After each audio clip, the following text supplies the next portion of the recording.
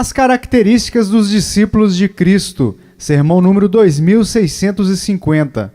Um sermão destinado para ser lido no dia do Senhor, 26 de novembro de 1899. Pregado por Charles Haddon Spurgeon, no Tabernáculo Metropolitano Newington, na noite do dia do Senhor, 16 de julho de 1882. Tradução: Ezequias Farias. Revisão: Camila Almeida. Narração: Diego Urbano. Se alguém vier a mim e não aborrecer a seu pai e mãe e mulher e filhos e irmãos e irmãs, e ainda também a sua própria vida, não pode ser meu discípulo. Lucas 14, 26. Jesus dizia, pois, aos judeus que criam nele: se vós permanecerdes na minha palavra, verdadeiramente sereis meus discípulos. João 8, 31. Nisto todos conhecerão que sois meus discípulos, se vos amardes uns aos outros. João 13, 35. Nisto é glorificado meu Pai, que deis muito fruto, e assim sereis meus discípulos. João 15, 8.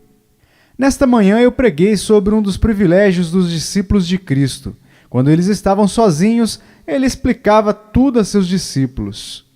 Eles formaram um círculo e tiveram o privilégio de ouvir as exposições e explicações que nosso Senhor deu, apenas aos seus discípulos.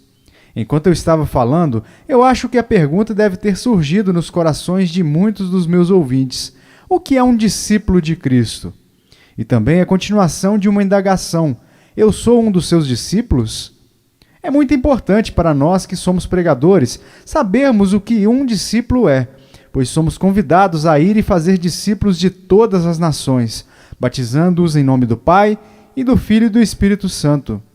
O que está envolvido em fazer um discípulo? Não podemos responder plenamente a essa pergunta até sabermos o que um discípulo é.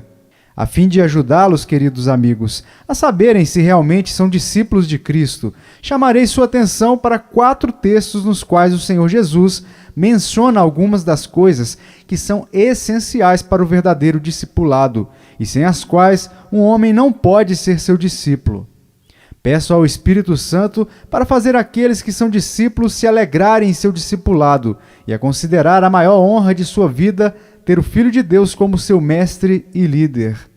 E eu também oro para que aqueles que temem não serem seus discípulos possam ser levados a Ele, enquanto eu estou falando. Que eles possam, por sua graça, resolver que eles também serão seus discípulos, e que o Espírito Divino os conduza à escola de Cristo, para que possam sentar-se aos seus pés e receber a sua palavra a partir de agora. 1. A primeira marca do discipulado para a qual eu chamarei a sua atenção é mencionado no Evangelho segundo Lucas, no capítulo 14, verso 26. Se alguém vier a mim e não aborrecer a seu pai, mãe, mulher e filhos, e irmãos e irmãs, e ainda também a sua própria vida, não pode ser meu discípulo. Essas palavras provam que o primeiro quesito de um discípulo de Cristo é a sinceridade. O significado desta passagem é que o discípulo de Cristo deve amar tanto o seu Senhor que, em comparação com o amor que ele presta a Cristo, todos os outros amores deverão arder apenas fracamente e serem malmente dignos de serem mencionados. Este versículo tem intrigado muitas pessoas, porque ele supõe que Cristo realmente desejou que odiassem a seu pai, mãe, esposa e assim por diante. O menor pensamento possível devia ter convencendo-lhes de que ele nunca poderia ter desejado que eles façam qualquer coisa do tipo. Se você pegar as palavras de Cristo sem procurar encontrar o seu significado, você pode entendê-las mal, pois algumas vezes ele fala muito corajosamente. Eu quase poderia ter dito com a maior reverência, sem muitos rodeios, a fim de deixar bem claras as suas colocações. Ele fala de um modo que em outros seria tolice. Ele vai além do que ele quer que entendamos literalmente, porque ele sabe que esta é a única maneira em que ele pode fazer seu ensino de fácil entendimento para algumas mentes. Não havia realmente nenhuma razão para que alguém cometesse tal erro e houvesse entendido essas palavras da mesma forma que se destacam em nossa versão. Não é possível que um homem, para ser um discípulo de Cristo, venha a odiar qualquer pessoa, pois a religião de Cristo é uma religião do amor, e o ódio deve ser expulso do seio de quem o recebe. É absolutamente inconcebível que qualquer pessoa que odeie seu pai possa ser um discípulo de Cristo, pois isso seria uma violação do primeiro mandamento com promessa, que nos ordena honrar nosso pai e mãe. Certamente Jesus nunca ensinou algo contrário aos mandamentos de seu pai.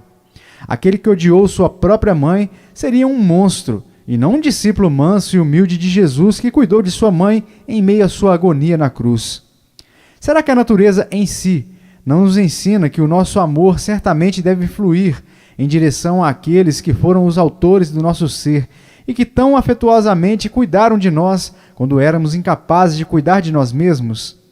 Eu não temo que qualquer um de vocês, queridos amigos, cometam erros a esse respeito e, em seguida, fantasiem que você tem o mandado de Cristo para odiar seu pai e sua mãe. Então, não deve um homem amar a sua esposa? Sim, ele deve, pois o apóstolo diz: maridos, amai vossa mulher como também Cristo amou a igreja. Já ouvi falar de alguém que se dizia amar muito a sua esposa, mas eu não acredito nisso, porque o padrão de amor de um marido é como também Cristo amou a igreja. E quem poderia ir além disso? Um homem pode ser excessivamente submisso ou devoto de modo que, em alguns casos, isso pode tê-lo levado para o extremo de se tornar loucura e idolatria. Mas deste mal, espero que nós escapamos.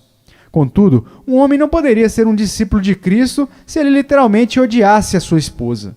Ele seria indigno da sociedade, mesmo da moral, muito mais da sociedade do gracioso, se ele assim agisse.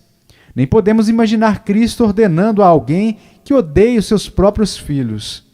A própria natureza dita que devemos amá-los e nós o fazemos. Não podemos nem queremos impedi-lo. Nos tornaremos traidores de Cristo se tentamos expulsar um afeto que ele próprio tem implantado dentro de nós. Nenhum homem pode odiar seus filhos e ainda ser cristão.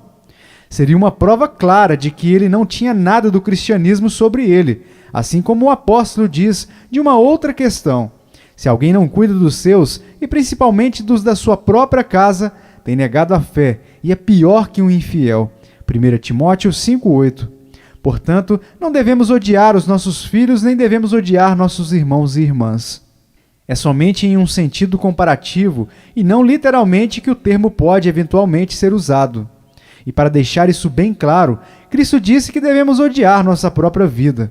O próximo passo para isso seria um suicídio, e o Salvador nunca poderia ter ordenado nenhum de seus seguidores a cometer esse pecado terrível. O que ele quis dizer foi que ele deverá ter o primeiro lugar em nossos corações, e todos os que nos são estimados devem estar em segundo. Sim, e nós mesmos deveremos estar em segundo também, e devemos estar preparados para quebrar todo o laço terreno, em vez do laço que nos une a Cristo Jesus, nosso Senhor. O ensino do texto é que Cristo deve ser amado mais do que todas as nossas relações. Pode ser que nunca teremos de suportar o teste de escolher entre Cristo e os nossos entes queridos, mas alguns tiveram que fazer isso. Você talvez já ouviu a história do mártir, que estava saindo para ser queimado por causa de Cristo. E como seus inimigos tinham falhado em demovê-lo da sua firmeza, eles fizeram mais uma tentativa, pois o homem bom estava a caminho da estaca. Eles trouxeram sua mulher e seus 11 filhos para encontrá-lo, e todos estavam chorando e ajoelhando-se diante dele, pedindo-lhe para se retratar. Sua esposa implorou: meu marido, não seja tão obstinado, não vá para a fogueira. E cada um de seus filhos tinha sido ensinado a agarrar-se a seu pai e dizer-lhe: pai, viva por minha causa, e por mim, pai. Este foi um ensaio que o bom homem não esperava, e como ele estava ali, cercado por seus entes queridos, ele disse: Deus sabe como eu amo todos vocês, e como com prazer, por amor de vós, eu faria qualquer coisa que eu pudesse, com a consciência tranquila, de modo a fazê-los felizes. Mas em comparação com Cristo e seu Evangelho, que eu amo com todo o meu coração e alma, devo abandonar-lhes e tratá-los como se eu não tivesse amor por vocês. Eu devo ir e render o meu corpo para ser queimado pela verdade de Cristo. Portanto, não chorem e machuquem o meu coração. Isso foi grandiosamente feito da parte dele, e provavelmente você pode ter uma melhor ideia do significado do meu texto a partir deste incidente que eu lhe contei, melhor do que por qualquer palavra que eu possa usar. Bem, caros amigos, embora sua fé talvez nunca seja submetida a esse teste supremo, uma questão de vida ou morte, contudo, você poderá ser testado para ver se você ama a Cristo mais do que você ama os seus parentes. Havia um certo bispo de Deus que tinha um irmão que veio e pediu-lhe para ordená-lo e dar-lhe moradia, pois o seu comércio não prosperou como ele desejava. O bom bispo amava seu irmão, e ele teria feito tudo o que era certo para ajudá-lo. Mas ele disse: meu querido irmão, você não é chamado por Deus para realizar esse tipo de trabalho. Por isso não posso ordená-lo ou dar-lhe um sustento. Terei prazer em dar-lhe dinheiro para ajudá-lo em seu negócio, mas eu não posso fazer uso da minha posição na igreja para colocá-lo em um lugar para o qual você não está qualificado. Se você fosse uma pessoa capaz e apropriada para este serviço santo, eu teria ficado maravilhado em realizar o seu desejo. Mas como você não é, eu não posso usar a minha influência para beneficiar-lhe desta forma. Eu desejo que cada bispo agisse da mesma forma, pois eles nem sempre o fazem. No entanto, houve o ponto crucial no qual o bom homem sentiu que ele deveria antes considerar o bem-estar da igreja do que o benefício de seu parente, e ele deve tratá-lo apenas como se ele fosse um estranho. É assim que devemos lidar com qualquer um que vem até nós com um propósito similar. Se ele é uma pessoa apropriada, deixe-o ser encorajado a entrar na obra para a qual está qualificado. Mas se ele não é, deixe-o voltar para a sua oficina, ou para seu arado, ou ao seu furador, ou para a sua profissão, ou deixe-o se envolver em algum negócio em que ele ganhará a vida, e não fará nenhum mal aos seus semelhantes, como ele faria se ele fosse colocado para trabalhar no que ele não é adequado. Não tem alguns de vocês, queridos amigos, encontrado casos em que a mesma dificuldade tenha surgido? Você deve fazer um mal a Cristo e ao seu povo, ou então você deve parecer duro e cruel para com algum parente ou amigo. Bem, você não pode ser discípulo de Cristo se você hesitar um minuto sobre o que é claro que você deve escolher. Irmãos, irmãs, esposa, filhos, pai, mãe nunca devem ser permitidos por um momento serem colocados em competição com Cristo. Lembro-me de alguém que, quando muito jovem, sentiu que ele deveria ser batizado na profissão de sua fé em Cristo. Mas aqueles que eram mais próximos e queridos a ele não concordaram com ele sobre esse assunto. Ele não tinha um parente que pensava como ele quanto a esta questão. Ele colocou seu caso perante eles, e sendo tão jovem, ele pediu para que ele pudesse ter permissão para realizar suas convicções conscientes. Mas ao mesmo tempo ele disse: se a autorização não vier, obedecerei à ordem de meu Senhor, pois neste caso não reconheço nenhum pai ou mãe, mas simplesmente farei como o meu Salvador me manda. Em matéria de religião, só Cristo é o nosso líder, e nossa consciência jamais pode obedecer a qualquer supremacia além da de nosso Senhor Jesus Cristo. Essa decisão deve ser anunciada muito suavemente, sem qualquer amargura de espírito, com muita humildade, e oração por sabedoria e orientação. Mas não deve haver qualquer dúvida sobre a sua ação. Você deverá colocar os pés no chão e dizer: em tudo o que diz respeito a Cristo e a minha alma, eu não chamo a nenhum homem de pai sobre a terra, mas a todo custo devo seguir o meu Senhor, onde quer que ele me leve.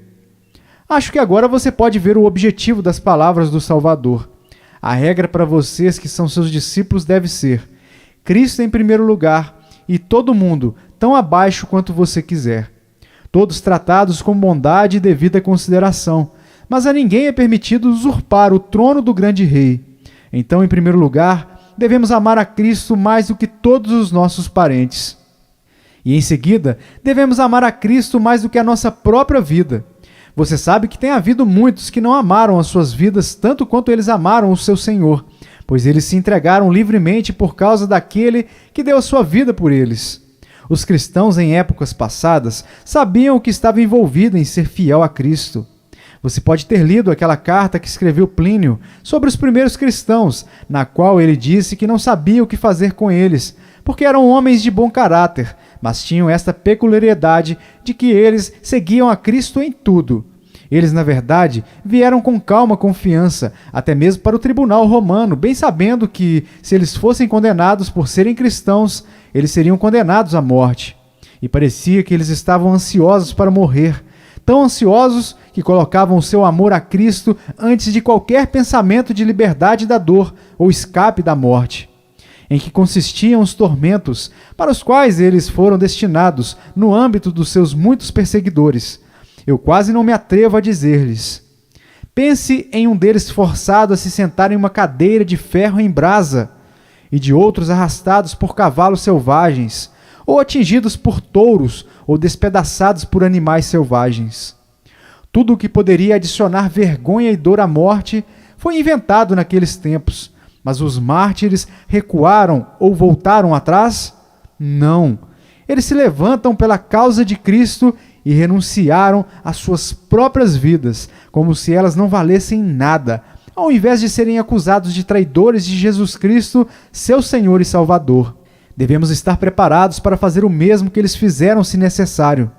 Só que no nosso caso, provavelmente nunca chegaremos a esse ponto neste país onde, graças a Deus, temos tanta liberdade civil e religiosa. No entanto, muitas vezes um teste semelhante pode ser aplicado a nós de uma forma modificada. Pode haver, por exemplo, alguma perda nos negócios por fazer o que sabemos ser o certo. Há algumas pessoas que têm tido o hábito de exercer a sua atividade no sabá, mas quando eles se tornaram discípulos de Cristo, eles fecharam sua loja naquele dia, e outras pessoas disseram-lhes: você será arruinado, você nunca ganhará o seu sustento. Você sabe, nós temos necessidade de viver. Tenho ouvido muitas vezes essa última frase, mas eu não acredito nisso. Eu não vejo nenhuma necessidade para nós vivermos. Há uma necessidade para nós de sermos fiéis a Cristo, mas não para nós continuarmos a viver. É melhor negócio que nós venhamos a morrer do que venhamos a fazer uma coisa errada. E devemos estar preparados a qualquer momento para dizer: se for necessário, deixaremos o nosso comércio e empobreceremos, mas manteremos a consciência limpa. E para aquele que tem um passarinho no seu peito, nunca faltará música. E embora tenha apenas 1 centavo no bolso, contudo, se ele usar a botoeira chamada juízo do coração na lapela, ele nunca precisará invejar o homem mais rico do mundo. Pode acontecer com você no seu negócio, que haverá uma oportunidade de obter dinheiro por ser ladrão de uma maneira respeitável. Há uma abundância de tais ladrões por aí. Mas se você é um cristão, você dirá: não, o dinheiro ganho por desonestidade levará uma maldição com ele. Eu não posso tocá-lo mais do que eu lidaria com dinheiro sujo. Se um método é errado, devo abandoná-lo, pois lucro e riqueza não deverão vir a mim, se não for honestamente. Eu devo servir e servirei ao Senhor Jesus Cristo em primeiro lugar, e acima de tudo. Às vezes, você sabe que por amor de Cristo, nossos irmãos e irmãs vão como missionários para a Índia ou para a China, e alguns vão para o Congo ou para outras estações na África, onde é quase certo que em pouco tempo eles serão atingidos pela febre. Mas quão corajoso é isso da parte deles? Quão verdadeiro discípulo de Cristo é tal homem ou tal mulher, que sabendo que tudo isso é esperado, no entanto diz: meu Senhor me chama a servi-lo na África. E se ele me envia para um manguezal e para uma febre, vou tão facilmente como se tivesse me chamado para sentar em um trono. Para resumir o ensinamento deste primeiro texto, seu significado é que Cristo deve ser amado mais do que qualquer coisa. Se houve que escolher entre o mundo inteiro ou Cristo, graças a Deus, há muitos de nós que não esperariam um momento para decidir-se. E se essa fosse a escolha, a vergonha aos olhos dos homens, ou então muito maior, a vergonha de desertar do Salvador. Eu espero que não hesitaríamos nem por um instante. Não, diz o cristão, Cristo é o meu tudo em todos. Se eu tiver todas as coisas, vou tentar encontrá-lo nelas. E se eu não tenho nada, eu vou encontrar todas as coisas nele. Assim, o significado deste texto é que Cristo deve ter servos sinceros, e se você vier a ele para ser seu discípulo, você deverá trazer todo o seu ser com você. Cristo nunca será rei sobre um ânimo dividido. Houve uma época em que a ilha era um heptárquio e 7 reis governaram sobre ela. Mas agora temos apenas um soberano e neste Reino Unido jamais teremos, senão apenas um governante supremo. Assim deve ser no coração do homem. O diabo está muito disposto a compartilhar o reino com Cristo. Diz ele, deixe que Cristo reine e deixe-me reinar também. Vamos fazer um excelente par para dominar sobre os homens. Mas Cristo não permitirá que isso seja assim. Se quisermos ser seus discípulos, ele nos governará a partir do alto de nossa cabeça até as solas dos nossos pés. E ele não permitirá que Satanás tenha uma única fortaleza dentro de nós, para que possa chamar de sua.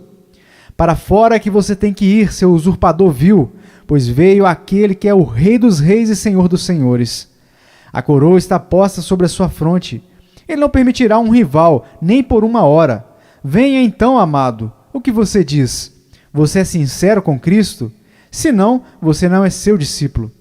Ouça enquanto eu leio o nosso primeiro texto novamente, enquanto eu faço que você leia o significado verdadeiro e pleno das palavras e sinta a sua força. Se alguém vem a mim e não odeia seu pai, e sua mãe, esposa e filhos, e irmãos e irmãs, sim, e sua própria vida, também não pode ser meu discípulo. 2. O segundo requisito para ser um discípulo de Cristo é encontrado no capítulo 8 do Evangelho segundo João, no verso 31. Jesus dizia, pois, aos judeus que criam nele: se vós permanecerdes na minha palavra, verdadeiramente sereis meus discípulos. Assim, perseverança é o próximo traço no caráter de um verdadeiro discípulo de Cristo. Há um grande número de pessoas que, como os judeus, professam crer em Jesus Cristo por um tempo. Quando a oposição e perseguição chegam, eles o abandonam e, assim, provam que eles não eram realmente seus discípulos.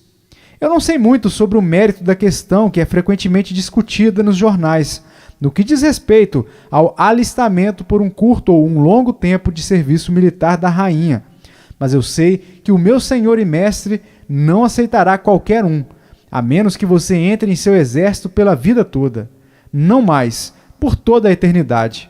A verdadeira Igreja de Cristo não há nenhuma profissão de fé apenas por um tempo. Uma vez que você tiver feito isso, você terá feito para sempre. A própria maneira de confessar a Cristo, que é pelo batismo, significa isso, pois o homem que é justamente imerso no nome da Santíssima Trindade é sepultado em primeiro lugar, e em seguida ele sobe novamente. E aquele sepultamento que ocorre uma vez nunca poderá ser cancelado. Aconteça o que acontecer, é um fato consumado. Então, mais uma vez, o ato de imersão nunca pode deixar de ser um fato. Marcas feitas na carne podem ser removidas, mas quando a marca d'água foi colocada sobre todo o corpo, nunca poderá ser removida. Aquele que foi sepultado com Cristo pode ter sido um hipócrita e um enganador, mas apesar de sua hipocrisia e engano, ele passou pela forma externa da ordenança e ele nunca poderá livrar-se da responsabilidade da mesma. Será a sua desgraça eterna se ele for um réprobo batizado. No dia do juízo final, será a evidência conclusiva de sua culpa, que ele tanto tentou enganar a si mesmo ou enganou o povo de Deus e fez zombaria das ordenanças de Cristo. Mas no caso de um verdadeiro crente em Cristo, a perseverança no caminho certo prova que ele é um cristão. Em primeiro lugar, temos que continuar a acreditar nas palavras de Cristo. Embora possa surgir quaisquer novos erros doutrinários, não deveremos nos importar com eles, mas apenas continuar na fé de Cristo. Então seremos verdadeiramente seus discípulos. Nesses dias maus, algumas novas heresias aparecem quase toda semana. Há algumas pessoas que parecem gastar todo o seu tempo em inventar mentiras e essas, juntadas aos velhos erros que estão sendo continuamente remendados, confundem aqueles que não estão bem firmados na fé, de forma que eles mal sabem o que é a doutrina ortodoxa e qual é a heterodoxa. Mas aquele que se mantém perto de seu mestre, senta-se aos seus pés e aprende dele, quando ele é ensinado do Espírito, e se mantém no que recebeu. Sr. Whitefield costumava dizer que na sua época havia algumas pessoas para as quais era impossível confessar um credo. Ele disse: você pode antes tentar fazer um conjunto de roupas para a lua, pois eles mudam com tanta frequência como esta faz. E nós temos muitas pessoas da mesma espécie em nossos dias. Eles são apenas iniciantes e nada duradouros. Mas isso não é uma característica do discipulado cristão. Um homem não é discípulo de Cristo se ele é levado em roda por todo o vento de doutrina. Efésios 4,14, permitindo que qualquer pessoa possa colocar um remo em seu barco e virar e redirecioná-lo para onde quer que o intruso deseje. Não, a mensagem do Mestre aos seus seguidores é: se vós permanecerdes na minha palavra, sois verdadeiramente meus discípulos. Mas também temos que continuar em obediência. É parte de um verdadeiro discípulo de Cristo fazer a vontade de seu Senhor, mesmo numa posição em que todas as tentações possam assaltá-lo. Você não será obediente a ele por muito tempo, sendo puxado pelo casaco, primeiro desta maneira e depois daquela. Mas o verdadeiro discípulo de Cristo diz: se todos os reinos deste mundo me fossem dados, com a condição de que eu me prostrasse e adorasse o Deus deste mundo, eu não pensaria por um instante em fazê-lo, pois estou alistado no exército da cruz. Eu sirvo a Cristo Senhor e somente a Ele. E também devemos continuar na palavra de Cristo, quando estamos em aflição. Há infelizmente alguns que, se Deus tratá-los duramente, ficam fortemente ofendidos com Ele. Um querido filho é tirado de seu círculo familiar, e eles dizem que nunca perdoarão a Deus. Eles têm problema sobre problema, e logo eles se queixam de que Deus se comporta maldosamente para com eles. E eles estão prontos para voltar no primeiro cruzamento que eles veem em sua peregrinação. Mas isso não ocorrerá naqueles que são verdadeiramente discípulos. Devemos aguentar, venha o mal ou o bem, e este deve ser o nosso lema, um que eu tenho citado para vocês e que eu gosto de meditar para mim mesmo. Ainda que ele me mate, nele esperarei. Jó 13:15. Comprometamo-nos a ele como a um fiel Criador. Temos levantado a mão em sinal de nossa fidelidade a ele, e nós não podemos voltar atrás. Caros amigos que recentemente foram convertidos a Cristo, deixe-me exortar-lhes a serem firmes e inabaláveis. Você não pode ser discípulo de Cristo a menos que você esteja firme e decidido. Um soldado cristão que tinha que dormir em uma tenda com alguns companheiros ímpios, ajoelhou-se à noite para orar e toda vez que ele fez isso, foi atacado por todos os tipos de mísseis.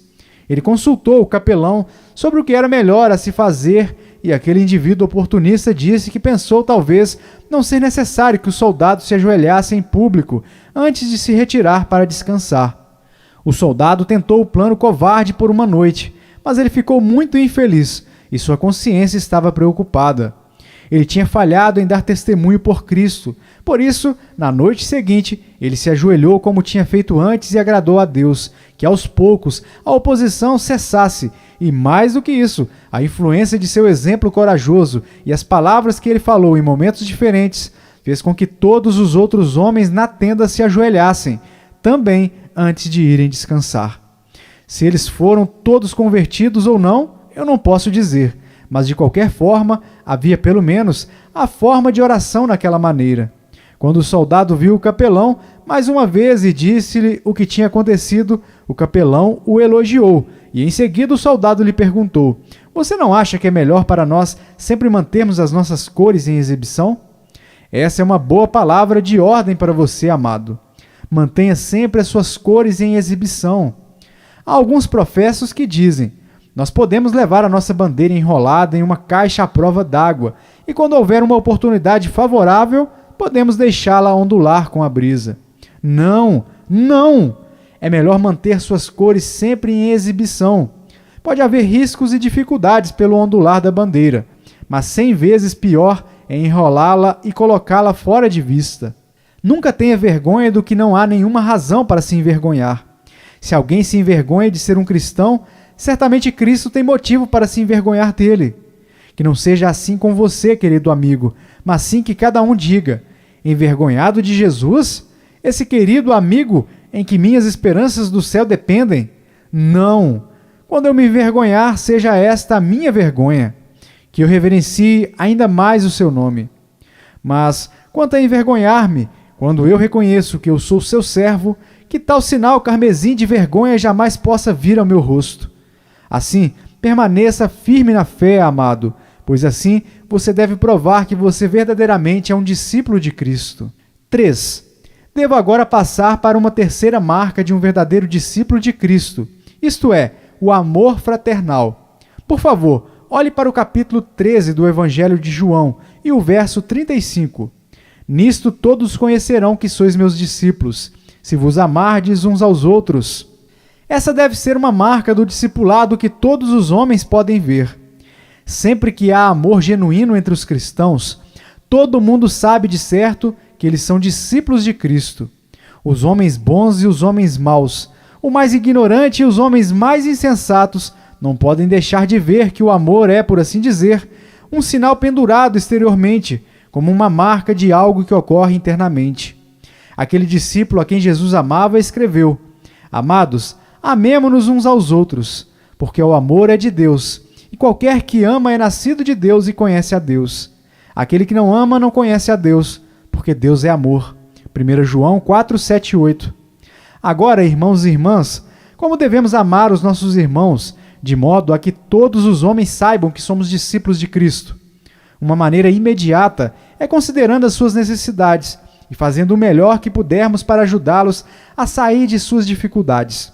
Se dizemos ao que passa frio e fome: Ide em paz, aquentai-vos e fartai-vos. Tiago 2,16. E ainda assim, não fazemos nada para ajudá-los na prática, como habita o amor de Deus em nós? Que tipo de cristianismo é liberal apenas em palavras? Caros amigos, há muitas pessoas pobres entre nós que estão lutando para obter um meio de subsistência e, infelizmente, há muitos outros que não conseguem encontrar qualquer emprego sequer. E cabe a qualquer um dos que estão sendo prósperos por Deus ajudar os seus irmãos pobres, tanto quanto puderem. Muitas vezes um homem pode realmente ajudar o seu próximo, mesmo que não tenha dinheiro sobrando. Eu li uma história bonita de um mineiro, córnico, que estava ficando um pouco velho, e o capitão da mina disse: John, eu acho que eu posso ajudá-lo em uma vaga mais leve do que a que você está agora. Você ganhará mais dinheiro e você terá que ser um supervisor dos outros, em vez de trabalhar muito sozinho. Eu sei que eu posso confiar em você, por isso vou colocá-lo nessa vaga no próximo mês. O mineiro disse em resposta: Capitão, você conhece o nosso irmão Tregony? Sim, respondeu o capitão.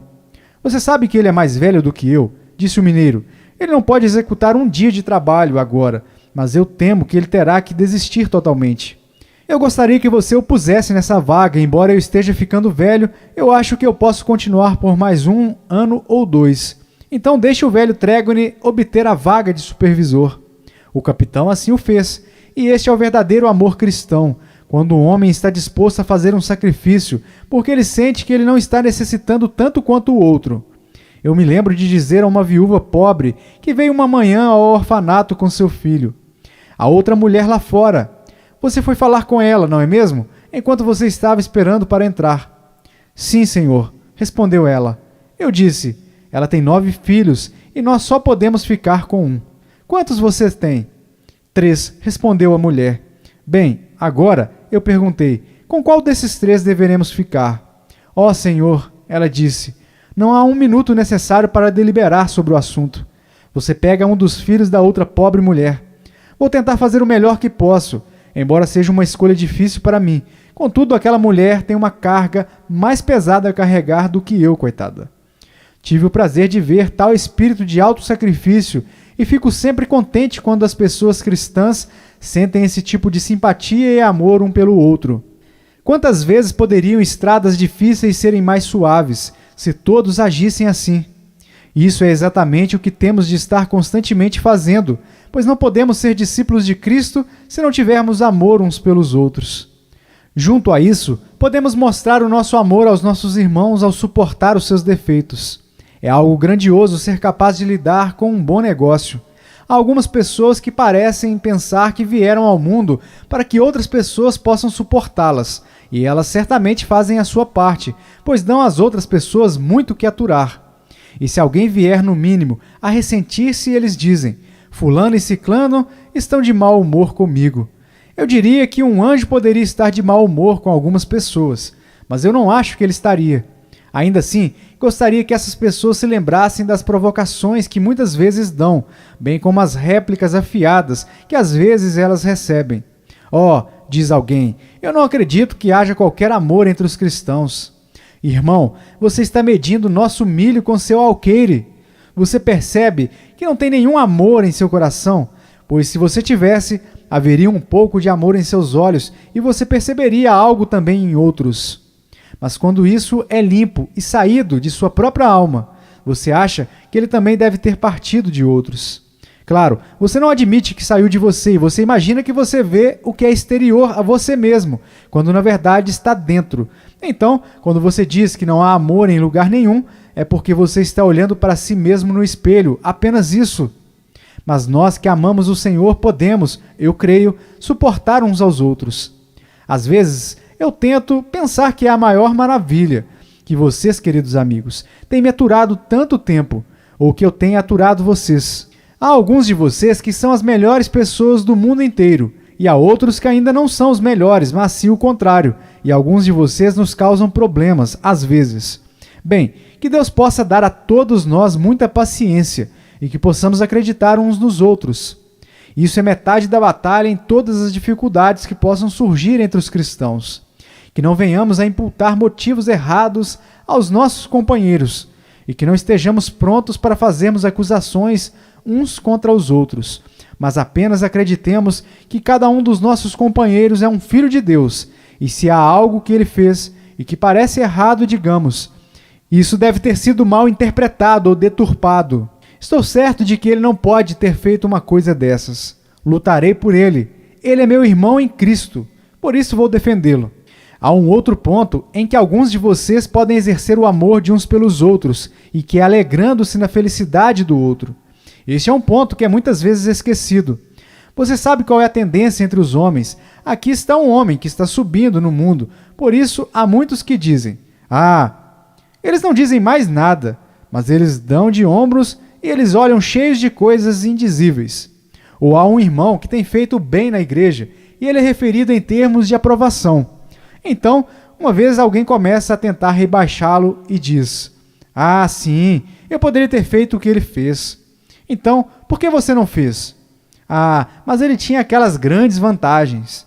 Sim, talvez ele tivesse, e você também tinha a oportunidade de fazer uma coisa ou outra. Contudo, você não fez o melhor uso delas. Agora, em vez de estar com ciúmes do sucesso de nosso irmão, não deveríamos estar nos regozijando uns com os outros? Se um homem é pobre, que ele se regozije que nem todos são tão pobres quanto ele é. Se ele está preocupado quanto às suas circunstâncias mundanas e ele encontra-se com um irmão que não tem motivo para tanta tristeza, deixe-o dizer: eu estou contente que ele está melhor do que eu. Eu não quero que ele tenha alguma coisa com que se preocupar, como meus problemas me atribulam. Louva a Deus por sua prosperidade, bendiga ao Senhor pela sua felicidade. Então, quando vemos um homem especialmente gentil e talentoso que entra na igreja e está servindo a Deus, vamos recebê-lo de todo o coração e um diga ao outro: aqui está um verdadeiro companheiro para nós. Estamos contentes que Deus nos enviou um homem para nos ajudar em sua obra. Eu queria que nós tivéssemos a mente daquele nobre espartano que queria ser um magistrado, mas um outro homem se opôs a ele e recebeu o dobro de votos que ele. O que o espartano disse? Estou grato que o país tem homens melhores do que eu, e eu estou contente de ver que ele sabe onde encontrá-los quando precisam deles. Então, queridos amigos, fiquem felizes quando Deus provê homens melhores do que vocês para fazer a sua obra. Deixe o pregador se alegrar quando um outro pregador destacasse mais do que ele. Esse é o ponto para o qual todos nós devemos nos voltar. Deixe a professora da escola dominical louvar ao Senhor quando ela encontra uma outra professora que a ofusca totalmente. Que coisa abençoada é para o professor da escola bíblica, que tem uma grande companhia ao redor dele, encontrar outro irmão que dá uma aula melhor do que ele jamais fez. Bendito seja Deus, quando é assim, queridos amigos. Este é um daqueles pontos que muitas vezes é difícil, mas que deveria ser fácil, e que seria fácil se tivéssemos amor um pelo outro. E se nós não temos esse tipo de amor, não somos discípulos de Cristo. 4. Devo encerrar agora com apenas algumas observações sobre a última característica de um discípulo de Cristo. Isso é mencionado no capítulo 15 do Evangelho de João, no verso 8. Nisto é glorificado o meu Pai, que deis muito fruto, e assim sereis meus discípulos. Assim, a última marca de um discípulo é ser frutífero. O que é ser frutífero neste sentido? Bem, em primeiro lugar, é servir a Cristo. Ele disse aos seus discípulos: quem está em mim e eu nele, esse dá muito fruto, porque sem mim nada podeis fazer. João 15:5. Claramente o que implica que o fruto vindouro, por permanecermos nele, será visto pelo nosso fazer algo por ele. Homens e mulheres cristãos, O Senhor Jesus Cristo não quer ter nenhum seguidor que nunca combata ou lute por ele. Ele não deseja ter consigo pastores que nunca apacentarão o seu rebanho, meros cristãos nominais que nunca fazem nada por ele. Será que isso toca em alguns de vocês? Alguns de vocês vêm aqui domingo após domingo e vocês se sentam e apreciam o meu ministério, mas vocês não ajudam na escola dominical, vocês não distribuem folhetos, vocês não pregam, vocês não fazem nada. Como você pode ser discípulo de Cristo? Eu suponho que você é como alguns oficiais dos quais eu li, que arrastam grandes salários porque são ornamentos ilustres para o serviço. É uma grande honra ter essas pessoas no exército, embora nunca viram uma espada desembainhada, exceto nos dias de avaliação.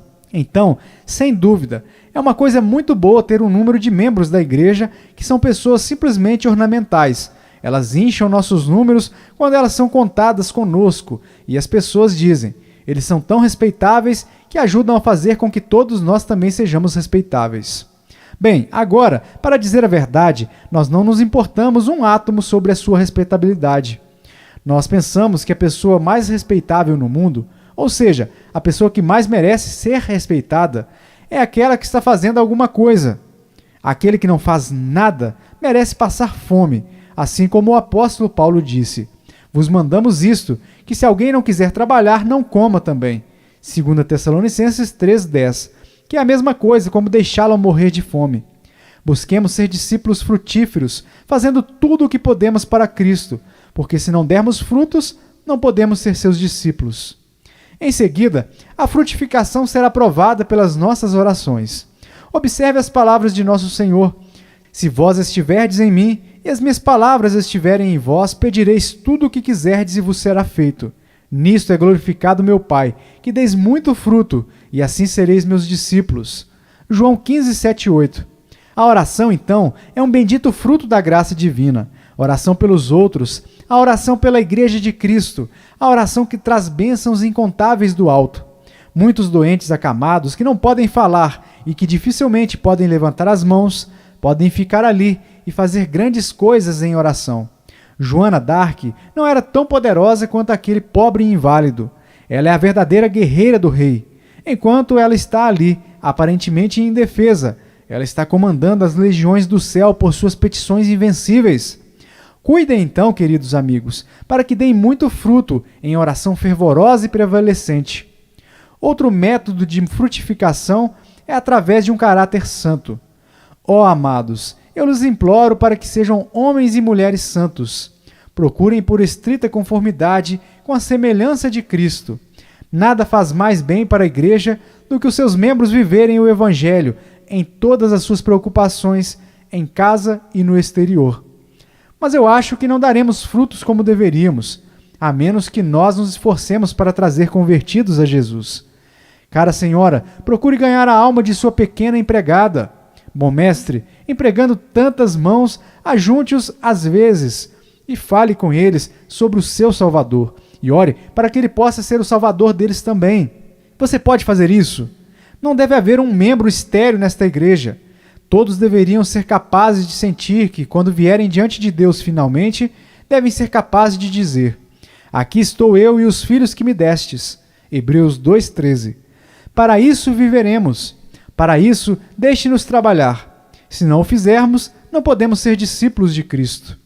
Lembro-me de alguém que nunca fez nada por Cristo, e quando outra pessoa lhe falou sobre sua falta de frutificação, ele disse que trazia frutos internos.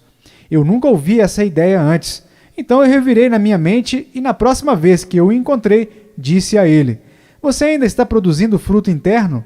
Ele respondeu: sim. Bem, eu disse: nós nunca chegaremos a ele até que você seja cortado. O fruto é intencionado para ser manifestado exteriormente, de modo a ser confirmado para o benefício dos outros. Assim, a este respeito, irmãos e irmãs, busquem ser frutíferos, prestando todo o serviço possível ao nosso Senhor e Mestre. A aplicação real dos meus 4 textos é esta. Vocês, queridos amigos, são discípulos de Cristo? Deixe que essa pergunta seja propagada ao redor e deixe que essas 4 marcas nos ajudem a julgarmos a nós mesmos. Somos diferentes daqueles que não são discípulos de Cristo por nossa sinceridade, perseverança, amor fraternal e frutificação? Que todas essas coisas existam em nós e abundantemente. E se não temos nenhuma delas, que possamos ir a Cristo por elas. Deite-se aos seus pés, confesse o seu pecado e então olhe para cima, creia nele e viva para sempre. O Senhor vos abençoe, queridos amigos, por amor de Jesus. Amém.